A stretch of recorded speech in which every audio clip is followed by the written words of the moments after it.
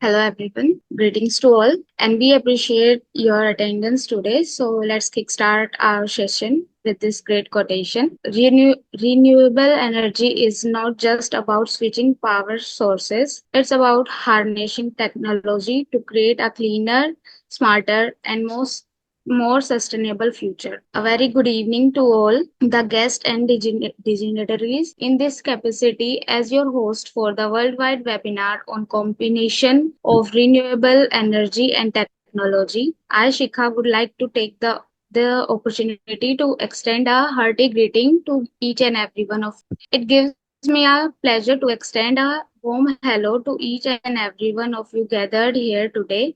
It gives me a great pleasure to extend a warm hello to each and every one of you gathered here today. It is huge honor for us to have someone of this caliber there whose involvement on the topic of combination and renewable energy and technology adds so much value to it. The combination of renewable energy and technology represent a powerful synergy that is the future of global energy systems.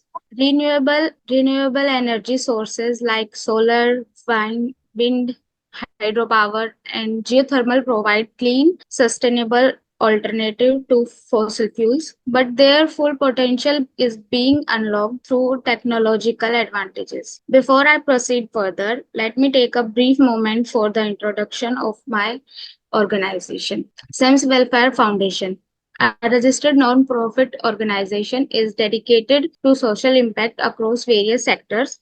We focus on education, particularly skills development and entrepreneurship. Through our initiative, Digi Shaksham, we have created training programs in IT, finance, retail, and entrepreneurship, impacting over 6,000 individuals. We have currently upskilling inmates in Haryana jails and collaborating with universities and colleges. We have also partnered with banks to place over 1,500 candidates in jobs. Famlets, another SEMS initiative, empowers women through workshop and stories of successful female entrepreneurs. We conduct programs on digital literacy, marketing, and career development, reaching over 1,000 women across multiple states. This initiative recently reached a milestone of 100 women actively involved in just a short time. In just a short time, SEMS has established itself as a force for positive change, equipping individuals with skills for and employment and promoting women's leadership in various industries. Now, let me take this wonderful session to publicly present and welcome Ms. Amrita Chaudhary, the keynote speaker for the today's international webinar. Ms. Amrita Chaudhary is co-founder and CEO of Gaia. She serves as an independent non-executive director on the public listed boards of Semen Marshall, Nesco, Mahindra Lifespace Developers, and ZF Commercial Vehicle Control System India. She serves on the subsidiary boards of Mahindra World City Jaipur, Mahindra Industrial Park Chennai, Mahindra World City Developers, and Mahindra Homes. She was previously president of CEO of DY Works Future Groups. She has done board assessment and strategy consulting with AT Kearney in USA, and OPIS in Australia for clients in mining, tech, automotive, professional services, and government sectors. She has started her journey in innovation and product development with applied materials in California. She is active in industry associations, Indian Merchant Chambers, BRICS, CCI, CII, and there are many gems and diamonds in the world, and one of them is here today. So, to help us build this event. With this note, I, Shikha, on behalf of the SEMS Welfare Foundation, would like to give my heartiest welcome to Ms. Amrita Chaudhary with a huge round of applause for joining us today. Your presence has added to the significance to this event, and we are genuinely honored to have you, ma'am, here. Thank you, Shikha. So let me just dive deep into the topic directly. So first of all, I'm happy to be here. I hope this is useful for all of the attendees today. I think we are talking about sustainability and technology, and I think what I will do is broaden the idea of what does technology mean in the context of sustainability. So, I mean, when we are looking at technology, it is not just renewable energy, which is wind and solar and hydro that Shikha mentioned. There are also new age fuels like green hydrogen or batteries, different kinds of batteries. There are green ammonia, methanol. So there is many different kinds of new age fuels which exist, biofuels.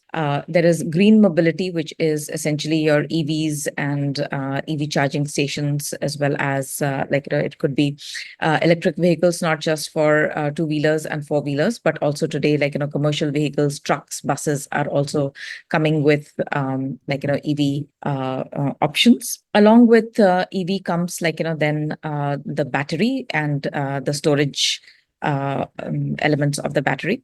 There are different kinds of green materials that can be used in different areas, from packaging to building materials to actual.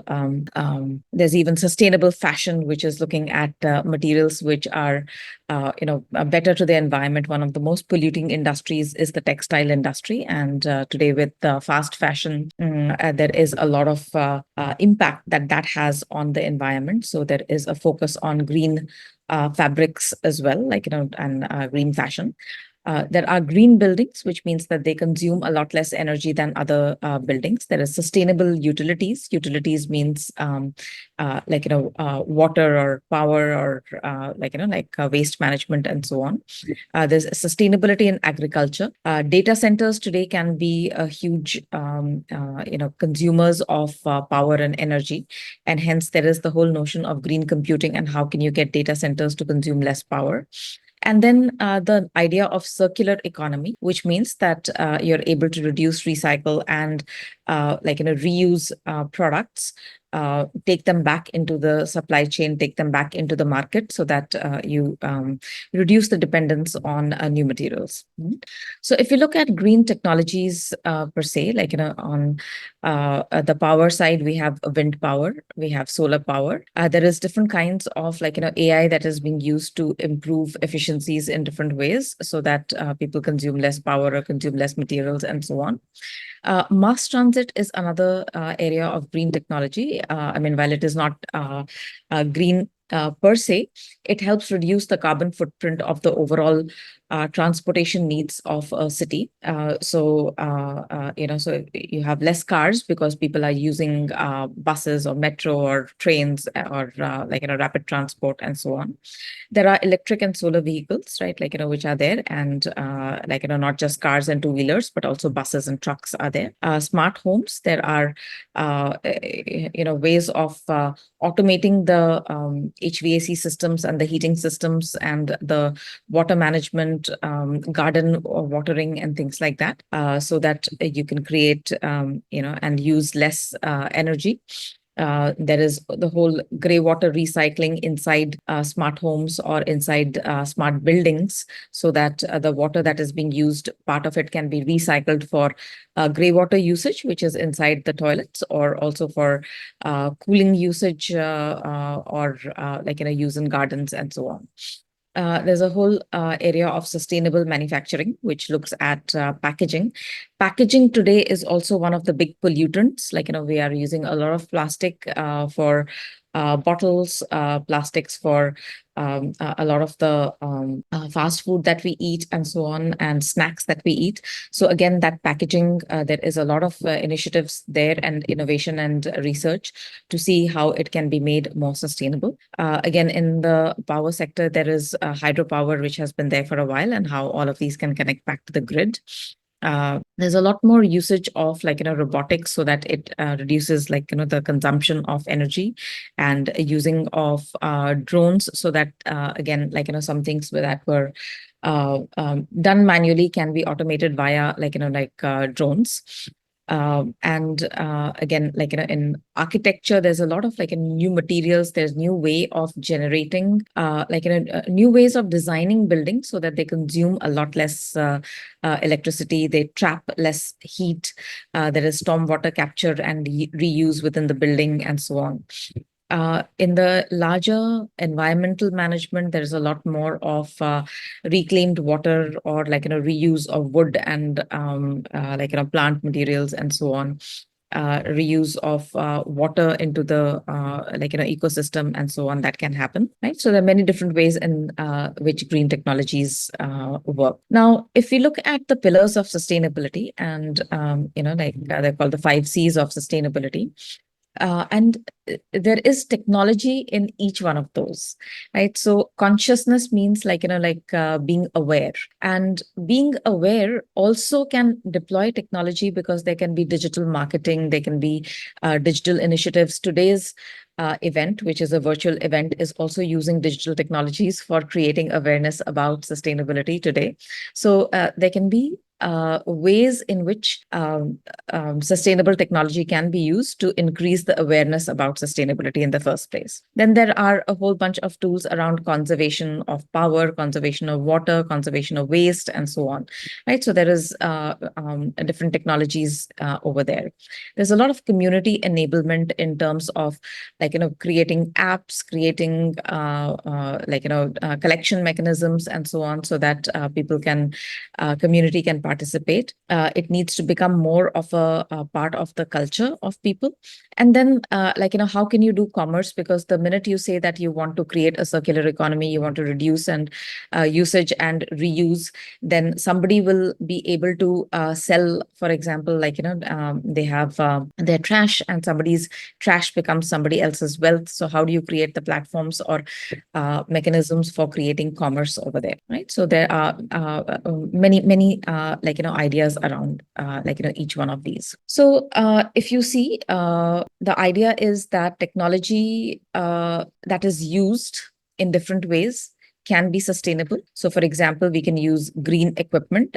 Green equipment means something which has a better energy rating. It consumes less power to run the same equipment. So today's air conditioners or fridges, for example, can have a 5-star green rating, which means that it consumes less energy, and hence it is better for the environment. There's a lot of green materials out there, as an alternative to plastics and high energy consuming or high polluting materials. And we can also use green energy for input manufacturing of different things, so that the entire thing becomes more sustainable.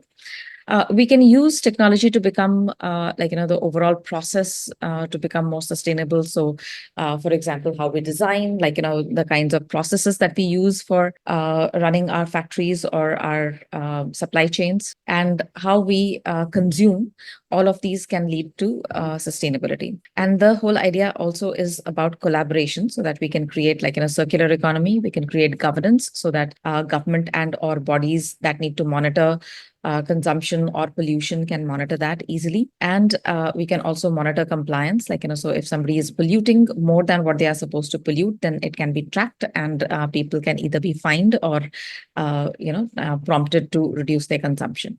So all of this leads into an enhancement of the ESG metrics, which then increases the value of businesses. It can lead to revenue and growth, because there are new types of materials, equipment, factories that are being set up, or services that are being set up, which are being used. And in each of these areas, there's a lot of innovation opportunity for doing business, and improving the experience of the users.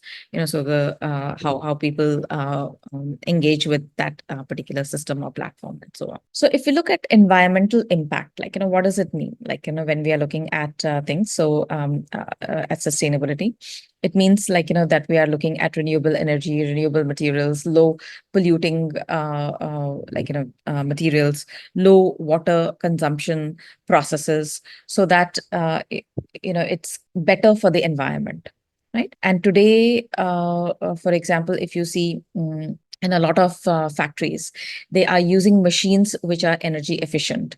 They monitor the emission of waste or effluents that are generated through the factory, and monitor it and try to reduce the water consumption in the first place, or reduce the waste that is produced, so that the entire production process becomes a lot more sustainable. And we'll see some examples of it also in the context of cities where the same thing is being worked upon right now. Social impact means that we are looking at making it more inclusive for people. We are doing a lot of community engagement, so communities can participate in conserving energy, conserving water, in if they are paid, in the circular economy, the labor market practices are fair and equitable for people, so that they can participate well. There is a governance impact, which is where a lot of governments and or industry bodies or institutions are creating systems which are using digital platforms of different kinds, embedding AI or blockchain for keeping records, for bringing in a lot of accountability into the system, because many of these systems have multiple players that are acting. So it becomes easier through these governance monitoring systems to ensure that the work is being done in the way that it needs to get done. And finally, compliance. So in many areas, let's say, if you're looking at industrial manufacturing, and you're looking at output water or output gas waste that is produced, there are compliances and metrics around it. If you have buildings or corporate parks and so on, they have some norms on how much sewage treatment is done on site, or how is waste managed, and so on. So all of these needs compliance checks. And today there are many different ways in which technology is being used to monitor some of these things in real time, so that then the compliance can be managed. So this is actually looking at some of the technologies that I spoke about earlier, whether it's in energy or transportation or building or in industrial manufacturing or in agriculture, and seeing how soon do we think some of these technologies will actually get adopted. So if you see EVs have been adopted, but there will be a lot more adoption of let's say EVs or sustainable aviation fuel, which is the better jet fuel, or use of sustainable green energy and inputs into steel manufacturing or in shipping and so on, cement industry. So these are all things which will get disrupted very quickly, and we will see a lot of adoption over there happening in the near future. And then in the longer term future, we will see things happening in the green methanol or in low carbon hydrogen usage in automotive, or in plastics, new kinds of plastics emerging, and so on. Right, so those will take a little bit more time. If we look at some of these, how do you accelerate the adoption? So one is that you see what can be used today, and what can be used in the near few years, and what is still evolving in terms of price points, in terms of the financial models, so that it will take time for adoption to happen, right? And then industry is trying to or innovators are trying to reduce the cost and complexity of some of these harder to abate technologies or systems, so that new models will emerge, new innovations will emerge, and they can be adopted faster. There's a lot of system integration, right? So systems are being built, workflows are being built to embed sustainability into the entire manufacturing process, or in the entire government operations process, and so on, so that it can become sustainability can be embedded into the process itself.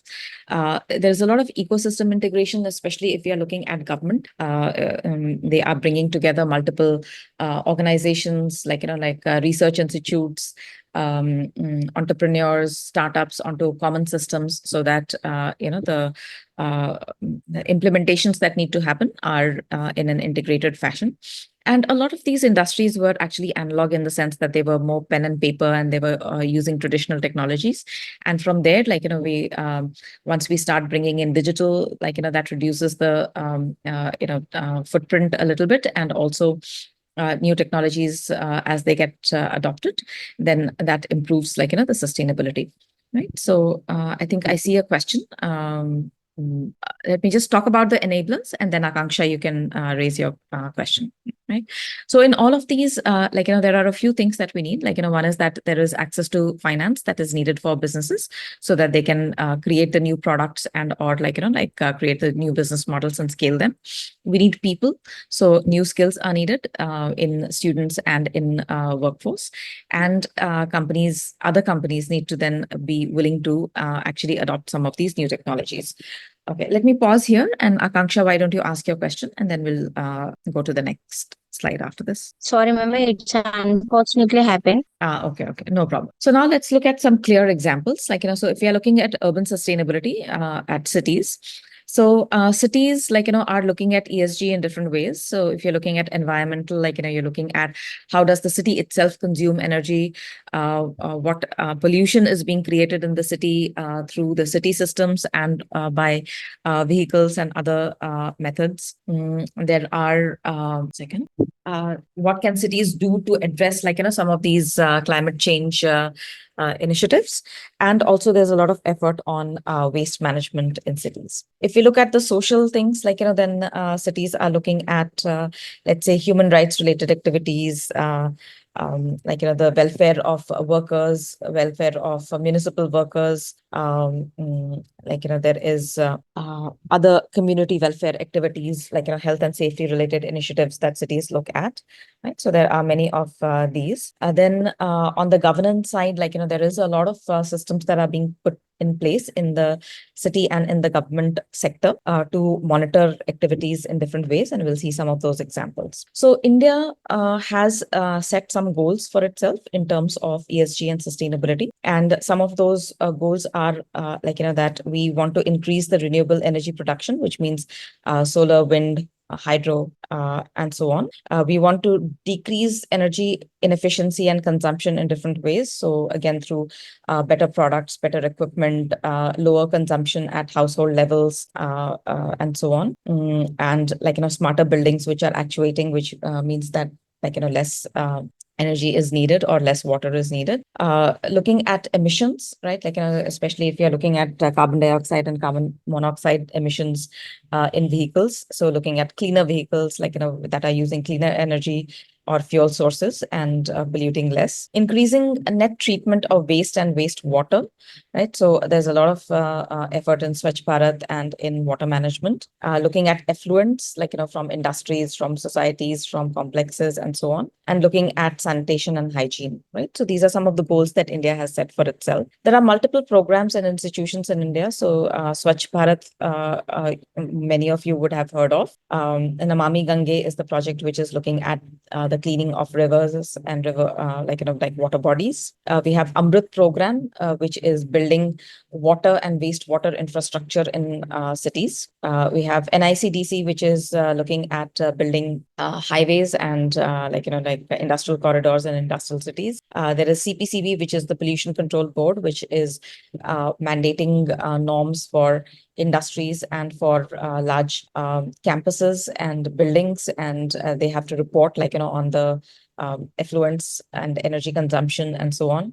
There is Ministry of Environment, Forest and Climate Change, which is looking at a lot of things related to green energy and forestry, and there's also Ministry of Power and Ministry of New and Renewable Energy, which are looking at some of these different elements of solar, wind, green hydrogen, and so on. And a Ministry of Housing and Urban Affairs looks at Swachh Bharat and smart cities, and through those programs, look at how to increase sustainability in our cities. So there's a lot of different programs, institutions, and government departments which are doing different things. And if you look at the lenses for ESG and sustainability in smart cities in India, it's really looking at clean water and sanitation, affordable and clean energy through solar and rooftop in government offices and in other buildings. There's general good health and well-being through looking at digital health, as well as sort of e-health initiatives and health kiosks and so on. There's a lot of focus on climate action through emissions monitoring for both the industry and commercial establishments, transport, cars, waste treatment plants, and so on. Reducing the inequalities by looking at skilling, looking at inclusion of workers of different types, and ensuring that worker rights are addressed. Right, so for example, the Safai Karmachari and the Swachhata Karmacharis or municipal workers, there's a lot of focus on looking at their benefits. Sustainable cities and communities, so ensuring that there are products and projects being done for low income housing or low income livelihood related initiatives are there. Life below water, so looking at rivers, lakes, and cleaning of those, and life on land. So again, looking at sanitation and hygiene and waste collection, waste management, and so on. So if you look at smart cities, what's happening over here is that every aspect of a city today, it has technology in it. So whether you're looking at transport, if you're looking at traffic lights, if you're looking at safety, your safety and security and surveillance systems, waste collection and management, the water and energy management, the information systems that government uses, emergency management systems, emergency response systems, health systems, all of them have technology today. Some of that, connects into the city control and command center, so that cities are then able to view, what solutions they have put into place, and how, those systems are then, monitoring and benefiting the citizens in different ways. So if you look at circularity in sustainability, so solid waste management is the waste that we produce, and it begins with primary waste collection. So there's a lot of door-to-door waste collection in different ways, and there also technologies are used. So houses are tagged with different kinds of sensors and tags. There are e-rickshaws and vehicles which are there. The vehicles have route tracking, so you can track which vehicle is where, how much waste has been collected by them, where is the driver, who's the driver, what is the driver's track record, and so on.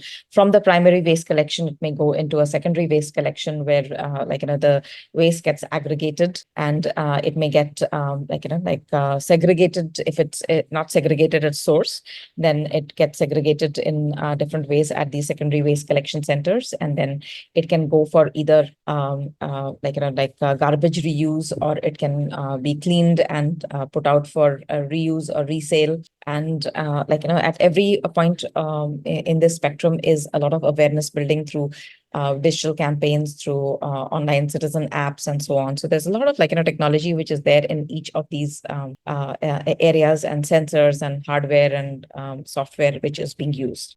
So if we look at Swachh Bharat mission, which is managing this entire machinery at 5,000 towns across India, they have certain goals, right? So the goals are that there has to be no open defecation in our cities. There is no manual scavenging. These are the people who will go into the sewage system to do the manual cleaning. They want to use modern and scientific methods for managing solid waste, and for creating a behavior change in citizens, so that we create less waste, and looking at training in the staff so that they can do better collection, right? So it's managed at the central to the state to the local body level, and there's a lot of technology that is built.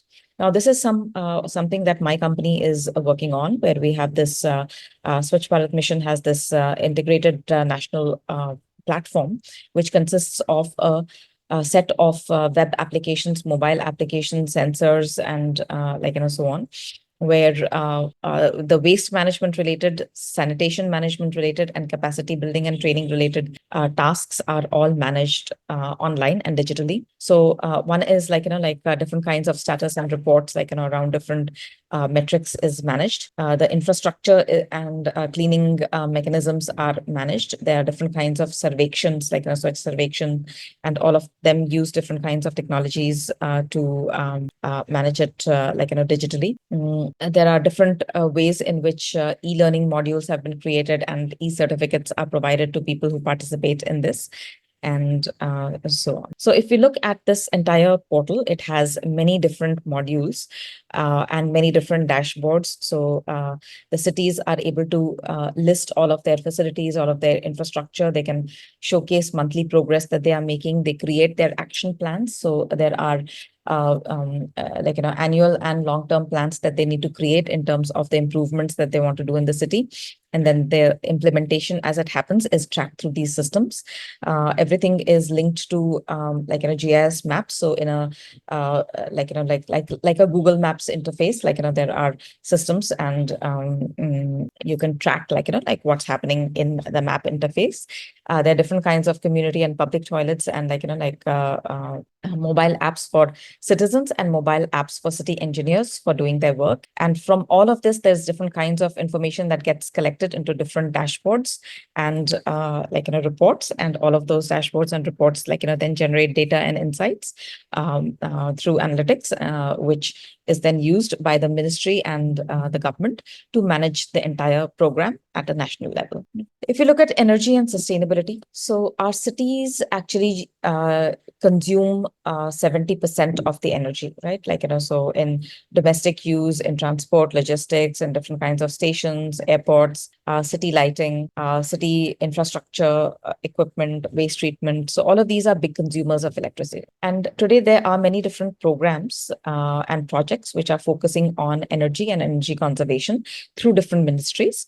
So, for example, there is energy efficiency programs so that cities can build new water infrastructure, new drinking water infrastructure or wastewater management infrastructure, including things where you are looking at wastewater treatment that consumes less electricity in the wastewater treatment process. Public lighting is moving away from the sodium lamps to the LED bulbs, which are energy efficient. There's a lot of clean energy programs through photovoltaic cells and through rooftop solar in government buildings, and different ways in which energy is generated and given back to the grid. There are Swachh Bharat programs for waste to energy conversion, for sewage treatment, and circular economy, waste to wealth kind of solutions, where there are products and projects which are being done both by the government as well as by private sector players,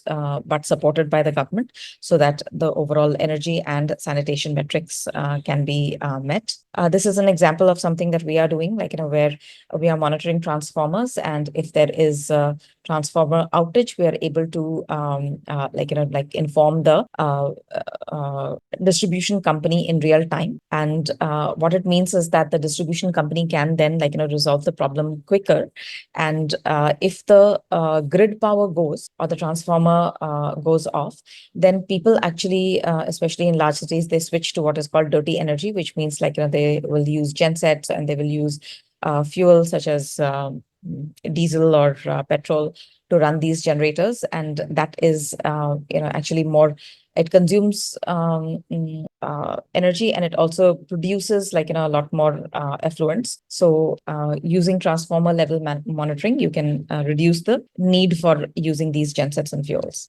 There are different ways in which we are helping some of our clients monitor energy consumption at different sites, and then bring that to a national or a centralized dashboard, so that companies know what power is being consumed at different locations, and they are able to manage their power decisions better. There's a lot of intelligence that is being built into buildings today. So, there is smart lighting, so lighting that consumes less power, but also lighting that operates on sensors, so that if there is no occupancy in a building or in an area, then the light switches off.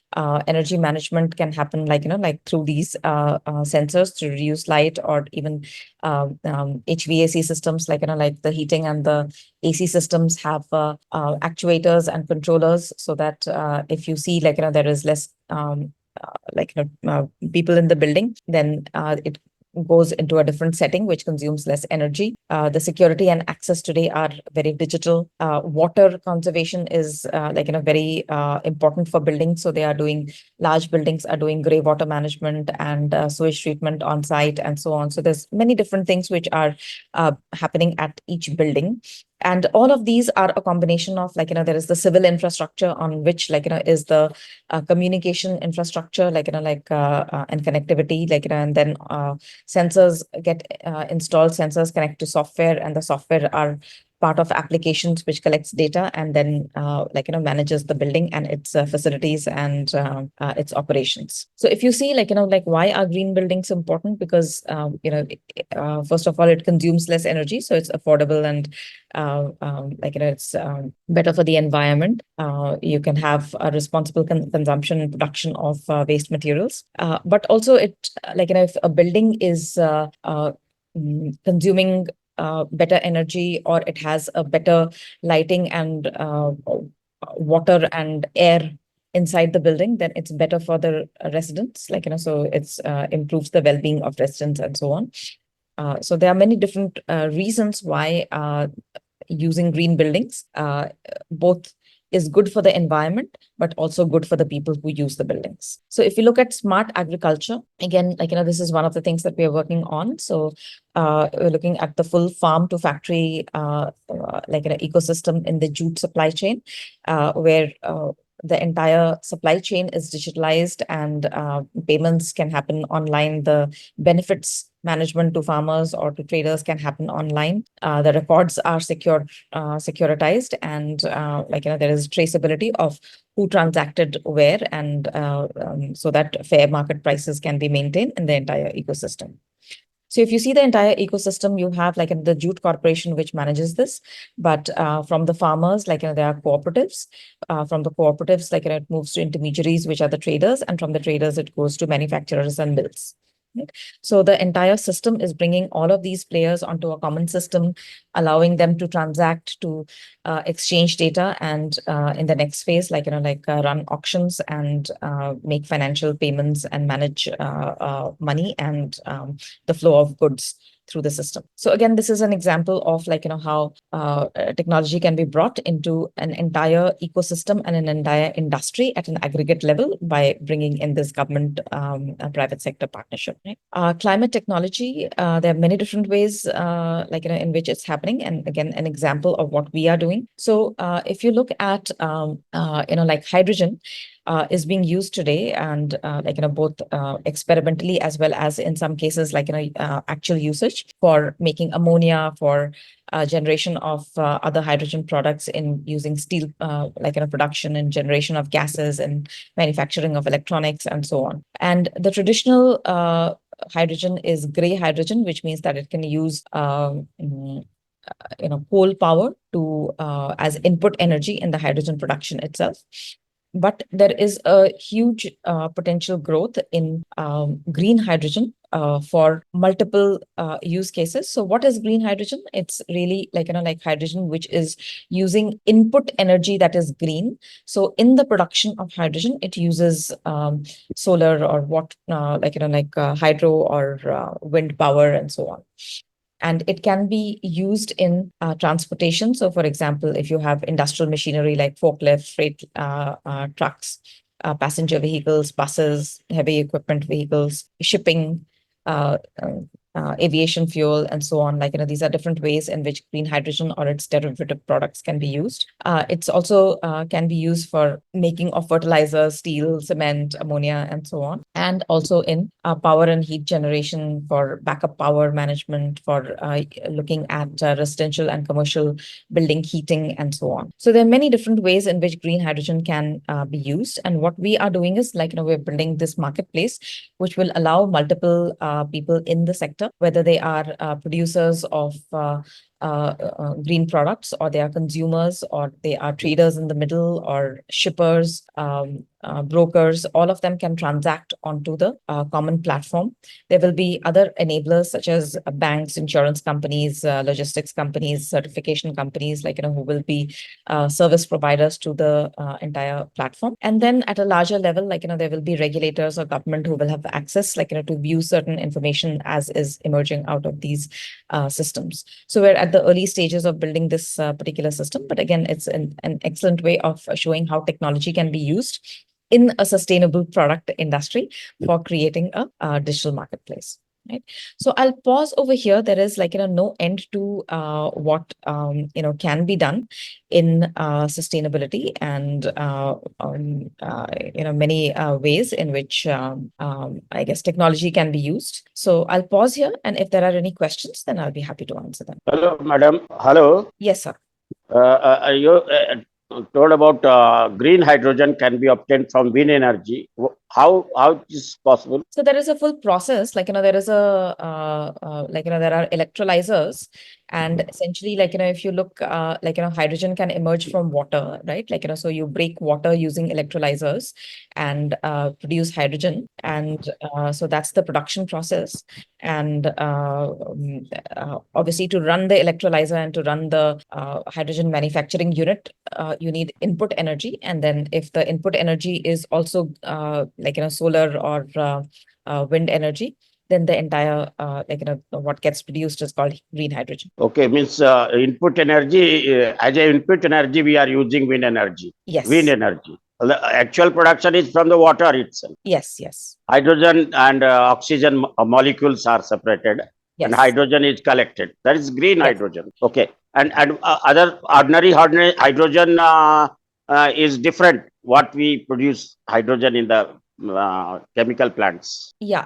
So it's see, molecule wise, it is the same. Hydrogen is hydrogen, but Yeah. it is called gray hydrogen if it is produced using, let's say, thermal power or coal power and things like that. And it is called Okay. green hydrogen if it uses green energy as input energy. Okay. Thank you, madam. So, see, 5G network is really communication, and communication is so if you see renewable energy and smart grid is talking about the movement of energy, right? And 5G is about communication, right? Data connectivity. And so in 5G networks in the future, as they emerge, they will the telecom towers also use, for example, fuel, right?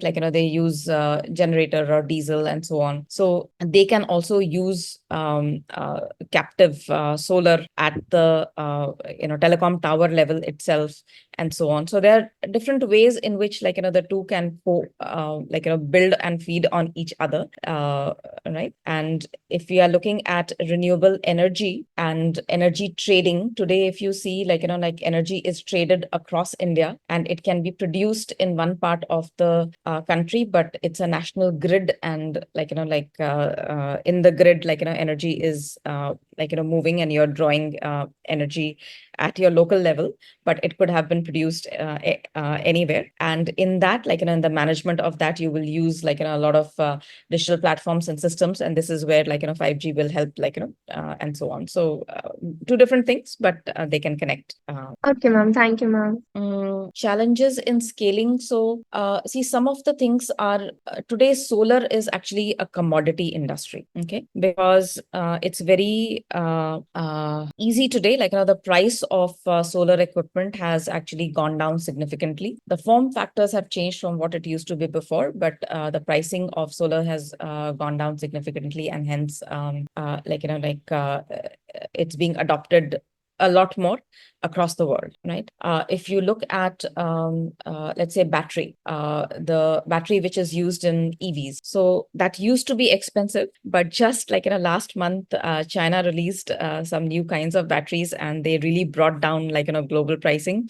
And pricing now today is a fraction of what it used to be before for the traditional lithium ion batteries. And now you will see a lot of usage of that. But at the same time, there is new research and innovation happening in, let's say, sodium batteries and many other battery types and so on. So it's all it will scale in different ways, because in every element of energy, battery storage, there are multiple technologies at play, some which have become very cost effective now, but have some side effects, right? So if you have solar, then you need to, what do you do with the solar panels after end of life? Solar panels also have a life, right? And once that gets used, then it gets thrown away. So today, there is a problem.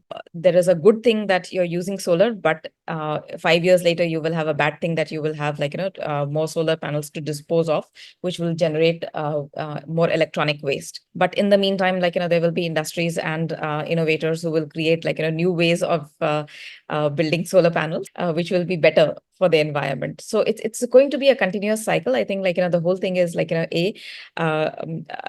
you keep doing research till the pricing of technologies becomes affordable, so that more and more people can adopt it, and then you create new financing mechanisms so that more and more people can buy it. So today, if you see, there's a lot of funds like venture capital funds, also on the stock market. There are different ways, and portfolios of companies that are more green, which can be traded, and all of these are ways in which money can be made available to companies to deploy for building more green products or adopting more green sustainable initiatives in their production or supply chain and so on. So the whole scaling aspect really depends on that, a continuum of innovation and a continuum of new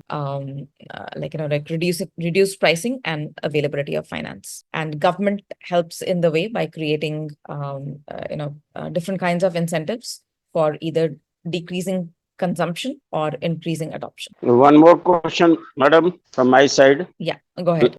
Dependability on fossil fuel is decreasing nowadays because of the renewable energy. In future, whether we will dependent on fossil fuel or not, if we are not dependent on fossil fuel, what will happen to these oil producing countries, Gulf countries who are producing fossil fuel? So, if you see, it's an emerging situation pretty much on a day-to-day basis.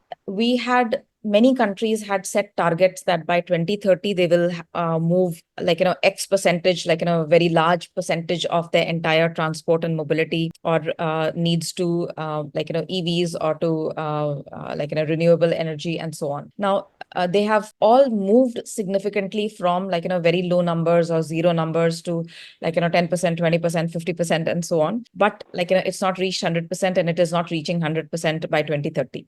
So if you look at what the energy IATA and the energy agencies are doing now, and even in the US, they are revising their forecast and saying that for the next couple of decades, maybe fossil fuels and renewable energies will coexist, right? So these are long-term horizons. Now, at the same time, let's say what China did with the battery technology and the battery pricing, last month. Now that will see its own cycle of impact of people. If battery cost decreases, which is the largest cost of an EV product, then EV adoption increases. If EV is more affordable, then people will you still need the EV charging infrastructure to come in, and then more and more people will adopt. So these things will be these are all long life cycle projects. I mean, overall, I can say that at the macro level, green fuels and green energy will continue to increase, but at the same time, it is not happening as fast as countries had set their targets, and hence fossil fuel will be there for a little while longer. Thank you very much. Thank you very much. Thank you so much, ma'am. Thank you for answering all the questions asked by all the participants. We really appreciate your excellent guidance, ma'am. Once again, I express my gratitude and thanks to Miss Miss Amrita Chaudhary for sparing time from her hectic schedule to impact the information to us. We are speechless by your invaluable presence at this session. You provided in-depth analysis of the subject and shared some fascinating information. We shall bide our time for further such events in order to advance both our personal and collective knowledge. Additionally, I want to thank everyone in the attentive audience for their smart questions and active involvement.